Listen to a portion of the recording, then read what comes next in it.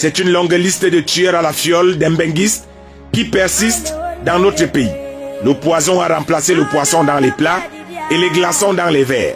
Les aigris se baladent désormais avec, comme on dit chez nous, la ratachop d'ail dans leur poche.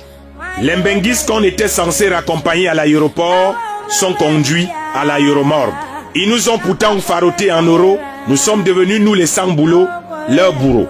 Ils nous ont permis de nous coucher sur des fauteuils en cuir. Nous avons décidé de les faire dormir dans les cercueils.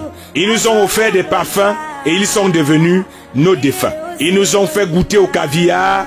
Nous leur avons montré l'intérieur des corbillards. Que leur reprochons-nous exactement? Nous les voyageurs de nuit qui n'avons jamais vu à quoi ressemble un aéroport.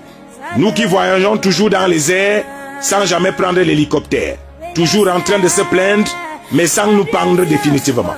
La terre commence vraiment à être pleine de païens qui ont des comportements de gamins, on dirait des descendants de Caïn.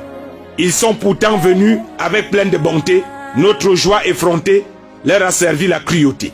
Il est peut-être temps que dans les mariages, que les seuls invités soient les couples mariés officiellement. Les gens qui font semblant d'applaudir les mariés avec leurs faux youyou doivent désormais laisser. Continuez à gérer vos frustrations avec le viens m'aider à rester et à m'aider de mes voisins de 12 ans sans bénéfice. Les Mbenguistes, vous aussi, notamment les filles, arrêtez de marcher avec des copines du pays qui boivent le kitoko et qui ont poussé l'ambition de regarder Novelas dans une télé à tube. Dans les chambres parfois sans courant, enceintes de leur 7e enfant, dont le nom du père n'est pas encore officiellement connu. Des gens qui passent le temps à commenter les richesses des autres et dire qu'elles sont conjuguées au passé compliqué et au présent qui n'est pas simple. Alors que leur état de pauvreté elle-même est dans un passé compliqué et raté, dans un présent de l'inactif et dans un futur toujours inférieur. La jalousie en Afrique est devenue une filière qu'on étudie à l'université des bras croisés, à l'école qu'on qualifierait d'anormale, des partisans du moindre effort, et à la faculté des joueurs de Ndjangi et de Bali Bali, et des filles du Ndjangsan qui ont du mal à s'acheter même les feralgans.